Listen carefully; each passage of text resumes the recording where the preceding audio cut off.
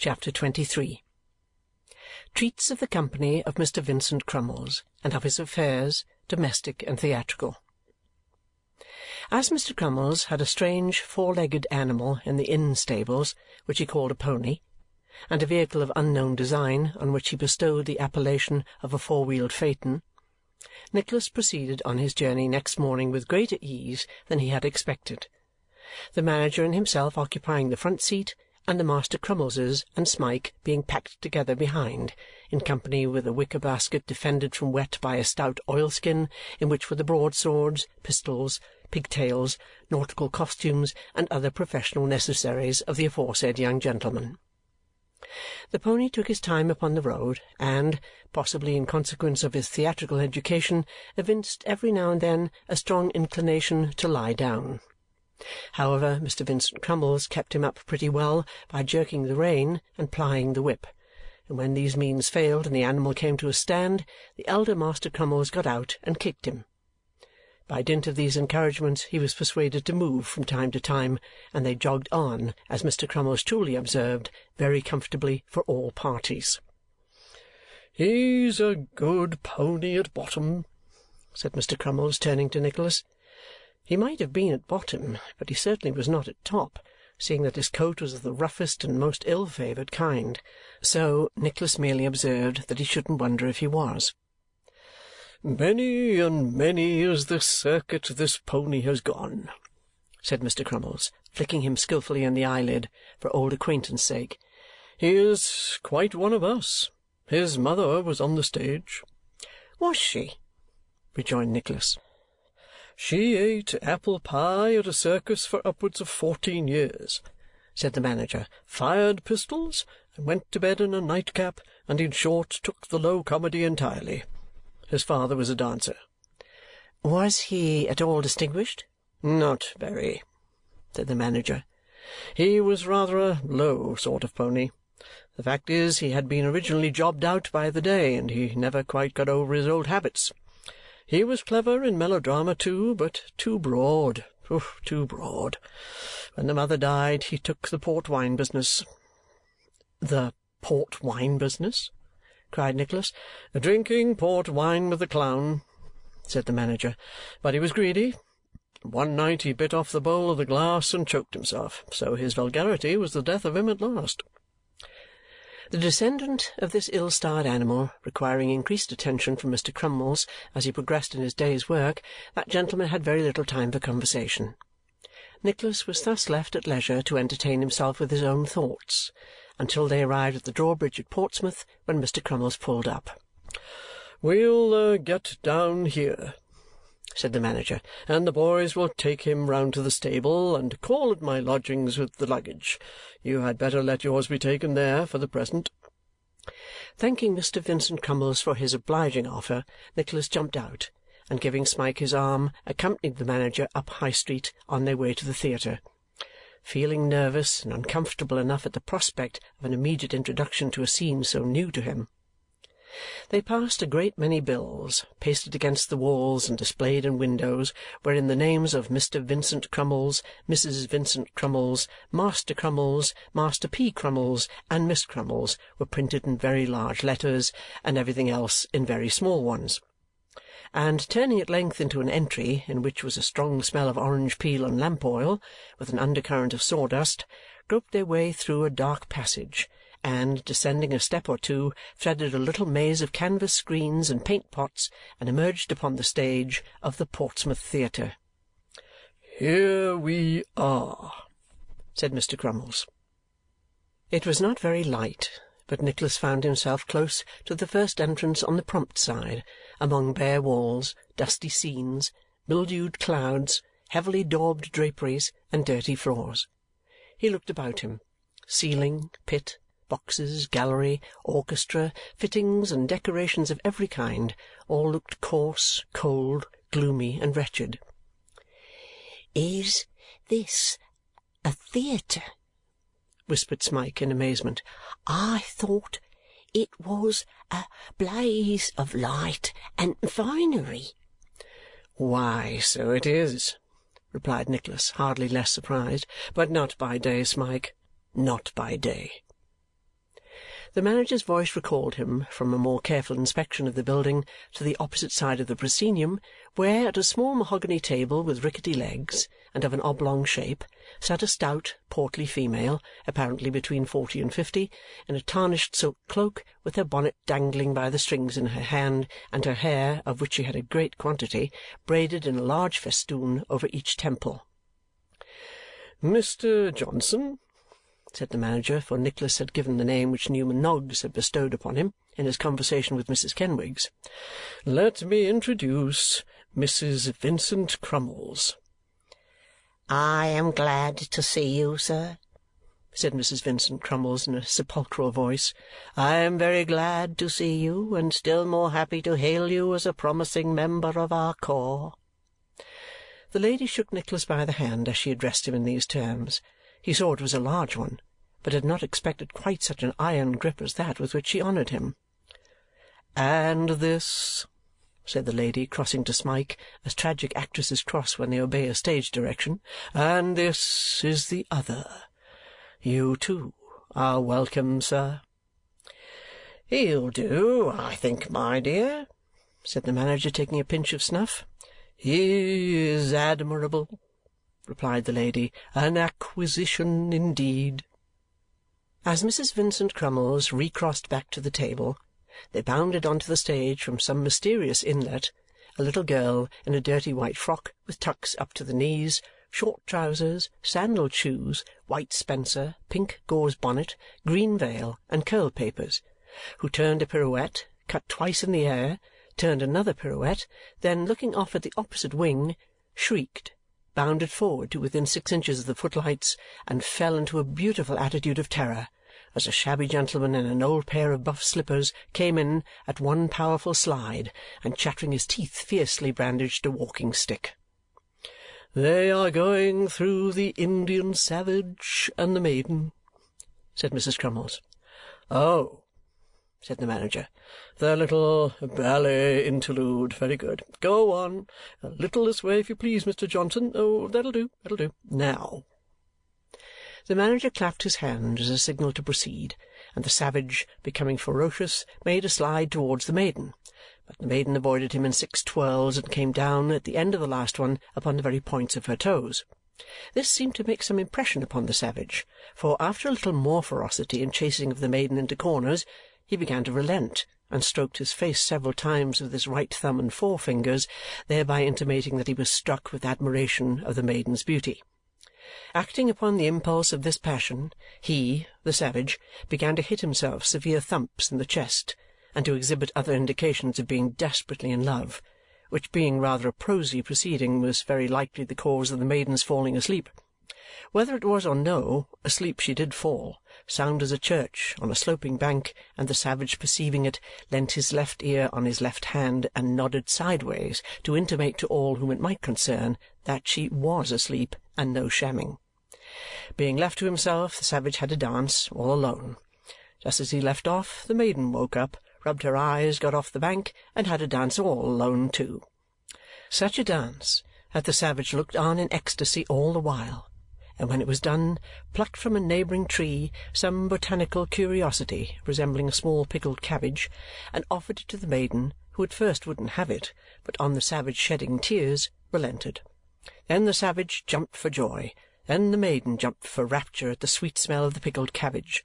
Then the savage and the maiden danced violently together, and finally the savage dropped down on one knee, and the maiden stood on one leg upon his other knee, thus concluding the ballet, and leaving the spectators in a state of pleasing uncertainty whether she would ultimately marry the savage or return to her friends.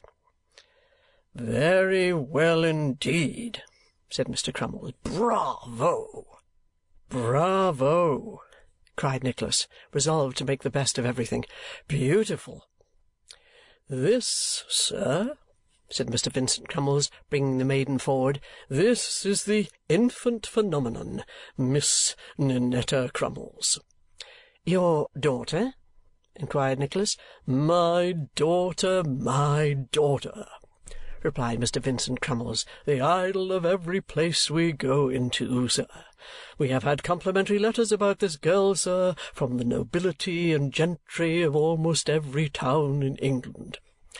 "I am not surprised at that," said Nicholas. "She must be quite a natural genius." "Quite a—" Mr. Crumbles stopped. Language was not powerful enough to describe the infant phenomenon. "I'll tell you what, sir," he said. "The talent of this child is not to be imagined. She must be seen, sir, seen, to be ever so faintly appreciated. There, go to your mother, my dear." "May I ask how old she is?" inquired Nicholas. "You may, sir," replied Mr. Crumbles, looking steadily in his questioner's face, as some men do when they have doubts about being implicitly believed in what they are going to say. "She is 10 years of age, sir." "Not more?" "Not a day." "Dear me!" said Nicholas. "It's extraordinary." It was, for the infant phenomenon, though of short stature, had a comparatively aged countenance, and had moreover been precisely the same age, not perhaps to the full extent of the memory of the oldest inhabitant, but certainly for 5 good years. But she had been kept up late every night, and put upon an unlimited allowance of gin and water from infancy, to prevent her growing tall, and perhaps this system of training had produced in the infant phenomenon these additional phenomena. While this short dialogue was going on, the gentleman who had enacted the savage came up with his walking shoes on his feet and his slippers in his hand, to within a few paces, as if desirous to join in the conversation. Deeming this a good opportunity, he put in his word. "Talent there, sir?" said the savage, nodding towards Miss Crumbles. Nicholas assented. "Ah!" said the actor, setting his teeth together and drawing in his breath with a hissing sound. "She oughtn't to be in the provinces. She oughtn't." "What do you mean?" asked the manager. "I mean to say," replied the other warmly, "that she is too good for country boards, and that she ought to be in one of the large houses in London or nowhere. And I'll tell you more, without mincing the matter, that if it wasn't for envy and jealousy in some quarter that you know of, she would be. Perhaps you'll introduce me here, Mr. Crumbles." "Mr. Folair," said the manager, presenting him to Nicholas. "Happy to know you, sir." Mr. Folair touched the brim of his hat with his forefinger and then shook hands. "A recruit, sir, I understand." "An unworthy one," replied Nicholas. "Did you ever see such a set-out as that?" whispered the actor, drawing him away, as Crumbles left them to speak to his wife. "As what?" Mr. Folair made a funny face from his pantomime collection and pointed over his shoulder. "You don't mean the infant phenomenon?" "Infant humbug, sir," replied Mr. Folair. "There isn't a female child of common sharpness in a charity school that couldn't do better than that. She may thank her stars she was born a manager's daughter." "You seem to take it to heart," observed Nicholas with a smile. "Yes, by Jove, and well I may," said Mr. Folair, drawing his arm through his and walking him up and down the stage. "Isn't it enough to make a man crusty to see that little sprawler put up in the best business every night and actually keeping money out of the house by being forced down the people's throats while other people are passed over? Isn't it extraordinary to see a man's confounded family conceit blinding him even to his own interest? Why, I know of 15 and 6pence that came to Southampton one night last month to see me dance the Island Fling, and what's the consequence? I've never been put up in it since, never once, while the infant phenomenon has been grinning through artificial flowers at 5 people and a baby in the pit and 2 boys in the gallery every night." "If I may judge from what I have seen of you," said Nicholas, "you must be a valuable member of the company." "Oh," replied Mr. Folair, beating his slippers together to knock the dust out, "I can come it pretty well. Nobody better, perhaps, in my own line. But having such business as one gets here is like putting lead on one's feet instead of chalk, and dancing in fetters without the credit of it. Hello, old fellow, how are you?" The gentleman addressed in these latter words was a dark-complexioned man, inclining indeed to sallow, with long thick black hair and very evident inclinations, although he was close-shaved, of a stiff beard and whiskers of the same deep shade. His age did not appear to exceed 30, though many at first sight would have considered him much older, as his face was long and very pale from the constant application of stage paint. He wore a checked shirt, an old green coat with new gilt buttons, a neckerchief of broad red and green stripes, and full blue trousers. He carried, too, a common ash walking-stick, apparently more for show than use, as he flourished it about, with the hooked end downwards, except when he raised it for a few seconds, and throwing himself into a fencing attitude, made a pass or two at the side scenes, or at any other object, animate or inanimate, that chanced to afford him a pretty good mark at the moment. "Well, Tommy," said this gentleman, making a thrust at his friend, who parried it dexterously with his slipper, "what's the news?" "A new appearance, that's all," replied Mr. Folair, looking at Nicholas. "Do the honours, Tommy, do the honours," said the other gentleman, tapping him reproachfully on the crown of the hat with his stick. "This is Mr. Lenville, who does our first tragedy, Mr. Johnson," said the pantomimist. "Except when old Bricks and Mortar takes it into his head to do it himself, you should add, Tommy," remarked Mr. Lenville. "You know who Bricks and Mortar is, I suppose, sir?" "I do not, indeed," replied Nicholas. "We call Crumbles that, because his style of acting is rather in the heavy and ponderous way," said Mr. Lenville. "I mustn't be cracking jokes, though, for I've got a part of 12 lengths here, which I must be up in to-morrow night, and I haven't had time to look at it yet. I'm a confounded quick study. That's one comfort." Consoling himself with this reflection, Mr. Lenville drew from his coat-pocket a greasy and crumpled manuscript, and having made another pass at his friend, proceeded to walk to and fro, conning it to himself and indulging occasionally in such appropriate action as his imagination and the text suggested. A pretty general muster of the company had by this time taken place, for besides Mr. Lenville and his friend Tommy, there were present a slim young gentleman with weak eyes, who played the low-spirited lovers and sang tenor songs, and who had come arm in arm with the comic countryman, a man with turned-up nose, large mouth, broad face, and staring eyes. Making himself very amiable to the infant phenomenon was an inebriated elderly gentleman in the last depths of shabbiness, who played the calm and virtuous old man. And paying especial court to Mrs. Crumbles was another elderly gentleman, a shade more respectable, who played the irascible old man.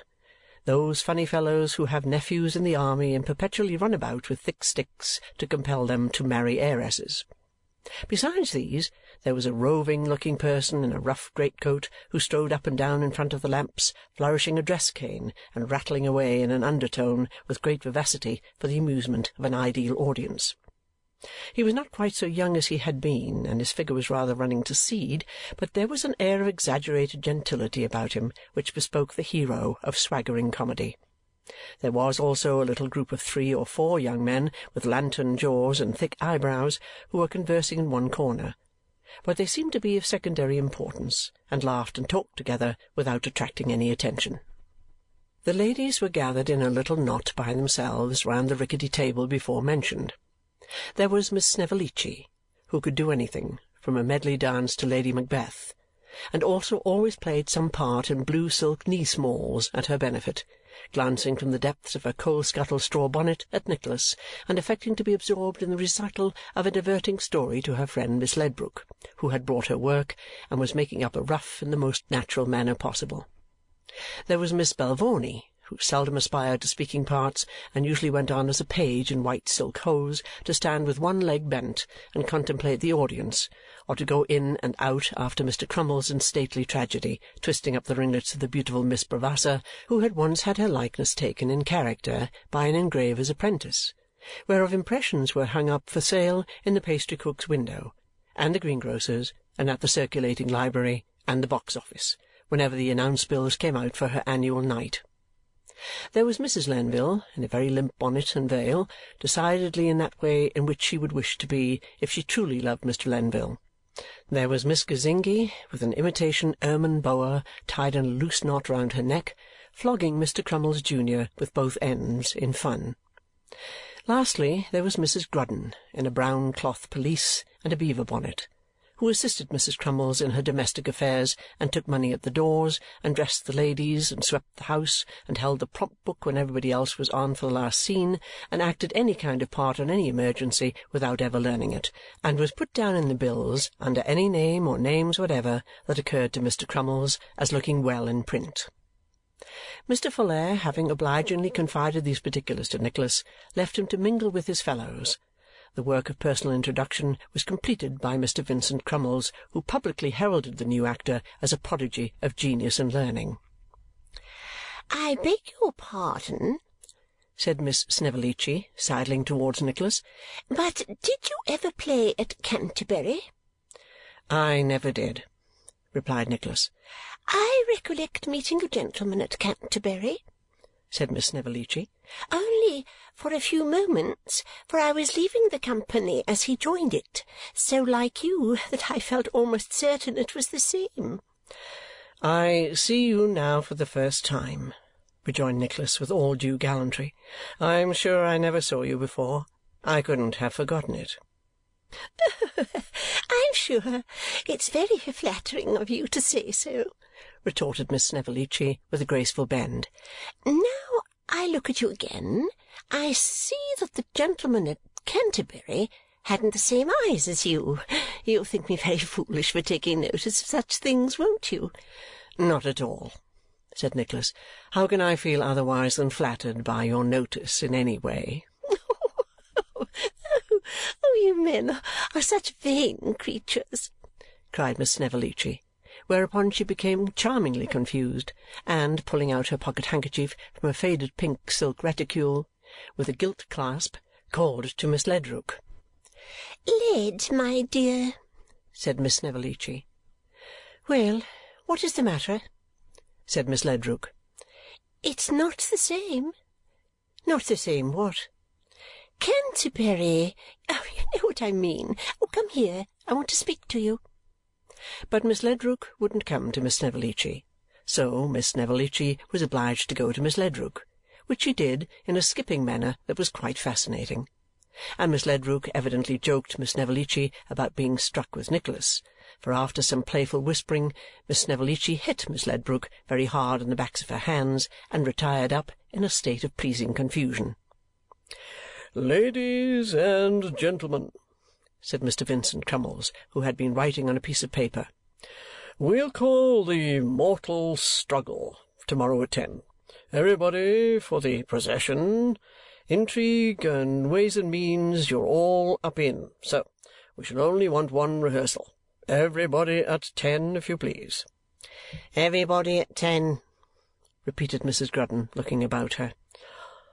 "On Monday morning we shall read a new piece," said Mr. Crumbles. "The name's not known yet, but everybody will have a good part. Mr. Johnson will take care of that." "Hallo!" said Nicholas, starting. On Monday morning," repeated Mr. Crumbles, raising his voice to drown the unfortunate Mr. Johnson's remonstrance.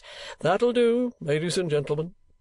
The ladies and gentlemen required no second notice to quit, and in a few minutes the theatre was deserted, save by the Crumbles family, Nicholas and Smike. "Upon my word," said Nicholas, taking the manager aside, "I don't think I can be ready by Monday." "Pooh, pooh," replied Mr. Crumbles. "But really I can't," returned Nicholas. "My invention is not accustomed to these demands, or possibly I might produce—" "Invention? What the devil's that got to do with it?" cried the manager hastily. "Everything, my dear sir." "Nothing, my dear sir," retorted the manager with evident impatience. "Do you understand French?" "Perfectly well." "Very good," said the manager, opening the table drawer and giving a roll of paper from it to Nicholas. "There. Just turn that into English and put your name on the title page. Damn me," said Mr. Crumbles angrily, "if I haven't often said that I wouldn't have a man or woman in my company that wasn't master of the language, so that they might learn it from the original and play it in English and save all this trouble and expense." Nicholas smiled and pocketed the play. "What are you going to do about your lodgings?" said Mr. Crumbles. Nicholas could not help thinking that for the first week It would be an uncommon convenience to have a turn-up bedstead in the pit, but he merely remarked that he had not turned his thoughts that way. "Come home with me, then," said Mr. Crummies, "and my boy shall go with you after dinner and show you the most likely places." The offer was not to be refused. Nicholas and Mr. Crummies gave Mrs. Crummies an arm each and walked up the street in stately array. Smike, the boys, and the phenomenon went home by a shorter cut, and Mrs. Grudden remained behind to take some cold Irish stew and a pint of porter in the box-office. Mrs. Crummies trod the pavement as if she were going to immediate execution, with an animating consciousness of innocence and that heroic fortitude which virtue alone inspires. Mr. Crummies, on the other hand, assumed the look and gait of a hardened despot, but they both attracted some notice from many of the passers-by, and when they heard a whisper of Mr. and Mrs. Crummies, or saw a little boy run back to stare them in the face, the severe expression of their countenances relaxed, for they felt it was popularity. Mr. Crummies lived in St. Thomas's Street, at the house of one Bulph, a pilot, who sported a boat-green door with window-frames of the same colour and had the little finger of a drowned man on his parlour mantel-shelf with other maritime and natural curiosities. He displayed also a brass knocker, a brass plate, and a brass bell-handle, all very bright and shining, and had a mast with a vane on the top of it in his backyard. "You are welcome," said Mrs. Crummies, turning round to Nicholas when they reached the bow-windowed front room on the first floor. Nicholas bowed his acknowledgments and was unfeignedly glad to see the cloth laid. "We have but a shoulder of mutton with onion sauce," said Mrs. Crummies in the same charnel house voice, "but such as our dinner is, we beg you to partake of it." "You are very good," replied Nicholas. "I shall do it ample justice." "Vincent," said Mrs. Crummies, "what is the hour?"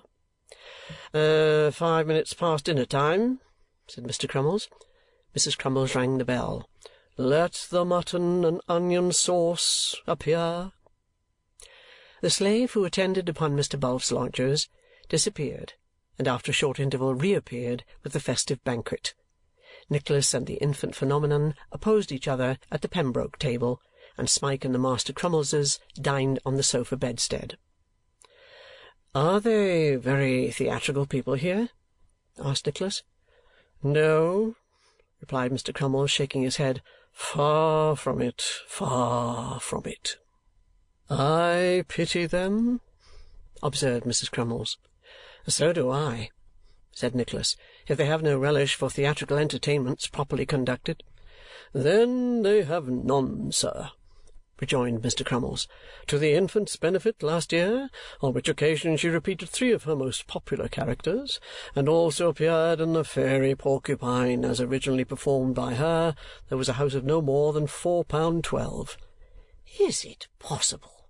cried Nicholas. "And £2 of that was trust, Pa," said the phenomenon. "And £2 of that was trust," repeated Mr. Crummies.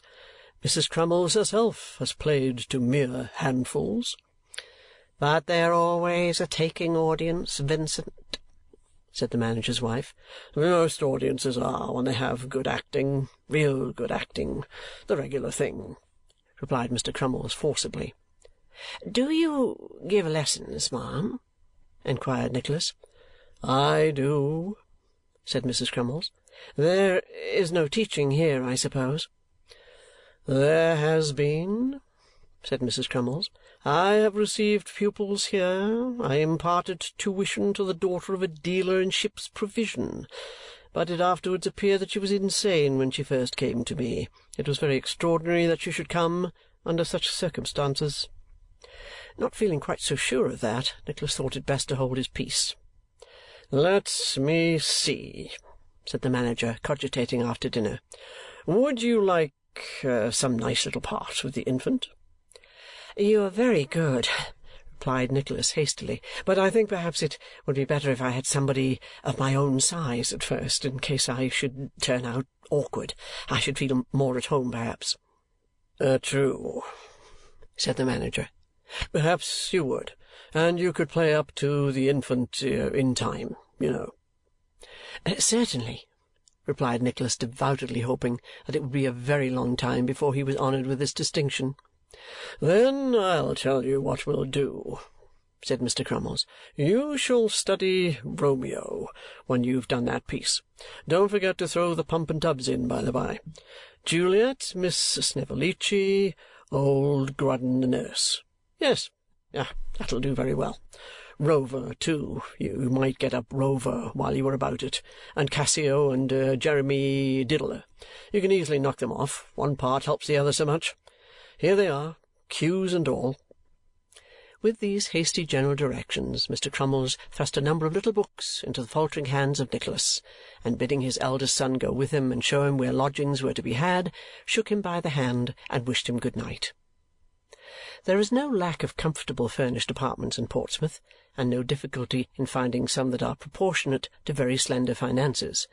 But the former were too good, and the latter too bad, and they went into so many houses and came out unsuited that Nicholas seriously began to think he should be obliged to ask permission to spend the night in the theatre after all.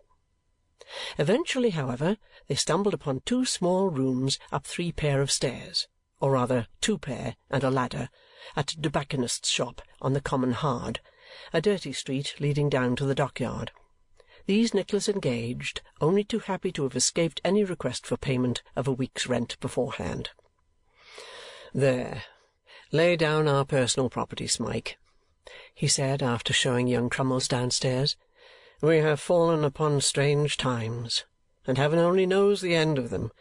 But I am tired with the events of these 3 days, and will postpone reflection till to-morrow, if I can."